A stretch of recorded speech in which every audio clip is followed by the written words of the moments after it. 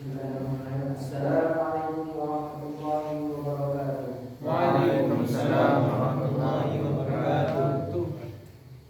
Innal hamdalillah nahmaduhu wa nasta'inuhu wa nastaghfiruh wa na'udzu billahi min shururi anfusina wa min sayyiati a'malina. May yahdihillahu fala mudilla lahu wa may yudlil fala hadiya lahu. Asyhadu an la ilaha illallah wahdahu la syarika lahu wa asyhadu anna Muhammadan 'abduhu wa rasuluh. Qala Allah ta'ala fi kitabihil karim, a'udzu billahi minasy syaithanir rajim. Ya ayyuhalladzina amanu taqullaha haqqa tuqatih wa la tamutunna illa wa antum muslimun.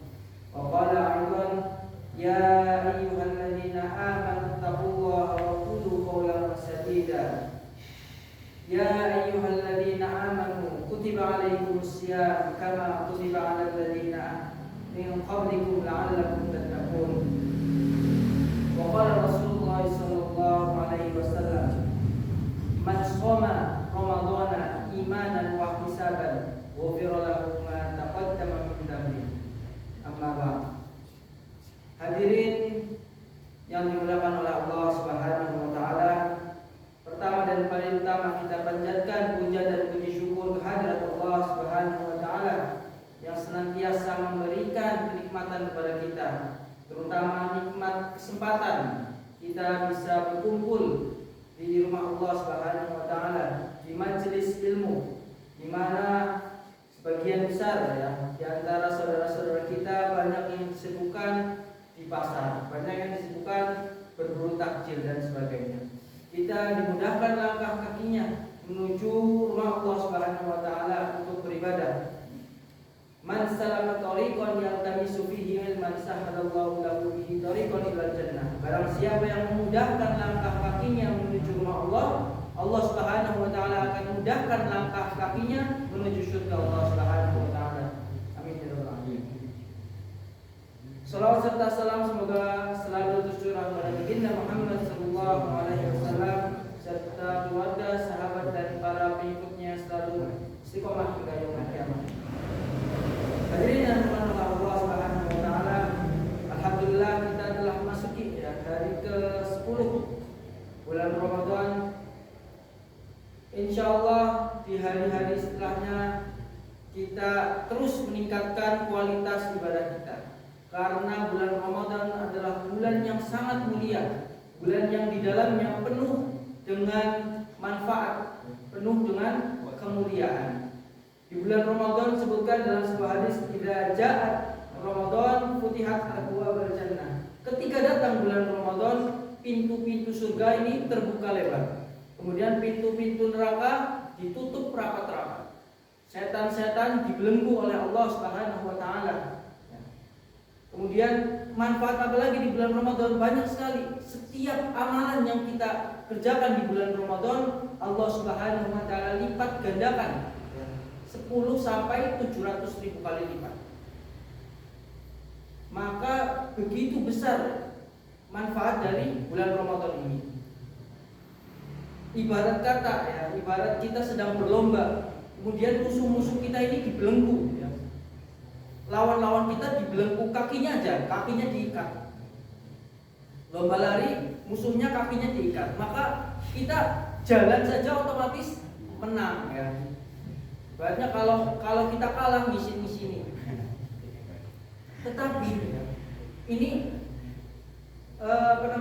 dengan segitu banyaknya keutamaan di bulan Ramadan, ternyata Rasulullah Shallallahu Alaihi Wasallam bersabda, begitu banyak orang-orang yang berpuasa di bulan Ramadan tetapi tidak mendapatkan apa-apa dari puasanya kecuali lapar dan dahaga. Begitu banyak, berarti mayoritas di antara kita tidak mendapatkan apa-apa dari puasa kita. Mengapa seperti itu? Bahkan ketika Rasulullah SAW suatu saat menaiki mimbar, malaikat Jibril berdoa ya, yang sangat masyhur. 3 doanya, salah satunya adalah celakalah orang yang apabila bertemu bulan Ramadan tetapi tidak mendapatkan ampunan Allah Subhanahu wa taala. Mengapa bisa ya? Kok bisa kita lomba lari musuhnya sudah dibelenggu semuanya, jalan lancar ya, kok bisa orangnya kalah gitu ya. Berpuasa di bulan Ramadan di mana semua orang ini imannya lagi naik-naiknya. Orang yang nggak pernah sholat tarawih ya, semangat ke masjid untuk tarawih. Orang yang ibaratnya nggak pernah puasa di bulan Ramadan puasa. Lagi imannya itu lagi naik-naiknya semuanya. Kok bisa?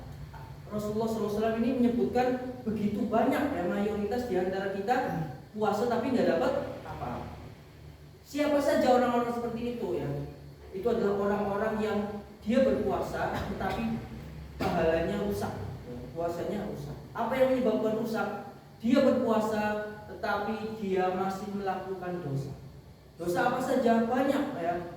Misalkan dia masih mencuri, bahkan dosa-dosa yang kita terkadang luput ya, kita menganggap itu bukan dosa. Apa? Contohnya berdusta ya, atau berkata kasar, atau ghibah ya, menghibah dan sebagainya ya. Hal-hal yang mungkin kita ucapkan setiap hari. Mungkin kita sudah terbiasa atau bisa ya, mampu menahan lapar, mampu menahan haus, tetapi banyak orang yang tidak bisa menahan amarahnya, menahan mulutnya ya. Scroll IG, ada berita, ikut kolom, ikut komentar, dia tuh gimana sih kompor ya dan sebagainya. Itu yang dapat merusak pahala puasa kita. Kemudian apalagi orang-orang yang dapat apa saja yang bisa merusak pahala puasa kita. Yang selanjutnya adalah kita berpuasa tetapi tidak bisa memanfaatkan waktu dengan baik. Kita sahur, sholat subuh, setelah subuh tidur. Bangun duhur, sholat duhur, setelah duhur tidur. Bangun lagi asar, setelah asar tidur. Bangun bablas buka, bangun juga isya. Nah itu buka. Nah, banyak digunakan waktunya untuk tidur atau digunakan untuk bermain, nonton film dan sebagainya. Hal-hal yang sia-sia. Ingat, hal-hal yang sia-sia itu nilai pahalanya berapa? 0. Nilai pahalanya 0. Di bulan Ramadan, walaupun dikali lipatkan 700 kali, 700.000 kali, 0 dikali 700.000, berapa hasilnya? 0 ya. Tidak mendapatkan apa-apa. Tidak mendapatkan apa-apa karena dia tidak bernilai pahala. Jadi sangat-sangat merugi. Yang selanjutnya adalah orang-orang yang berpuasa tetapi tidak bisa menghidupkan malam. Ini juga malam hari itu juga penting ya di bulan Ramadan, bukan hanya di siang hari. Rasulullah SAW menyebutkan man shoma Ramadana imanan wa ihtisaban ghufira lahu ma taqaddama min dhanbi. Barang siapa yang berpuasa di siang hari ya dengan mengharap ya pahala dari Allah Subhanahu wa taala, maka diampuni dosanya yang telah lalu.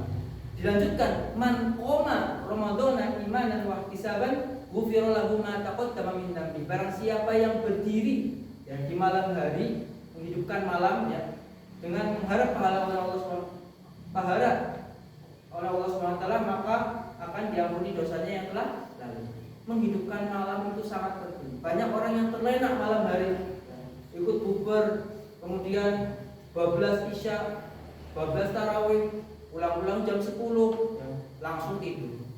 Bangun-bangun udah sahur. Kebanyakan orang malam harinya itu tidak digunakan untuk beribadah,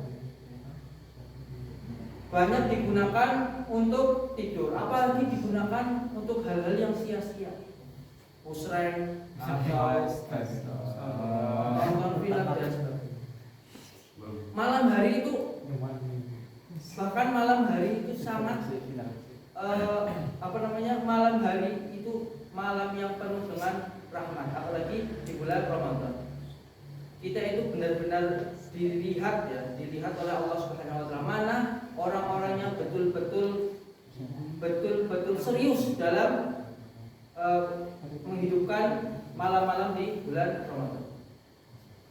Maka kita hidupkan dengan apa malam hari? Kita bisa baca Al-Quran, kita kita bisa sholat, ya sholat tarawih, baca Al-Quran, berdoa kepada Allah Subhanahu Wa Taala, memohon ampun kepada Allah Subhanahu Wa Taala.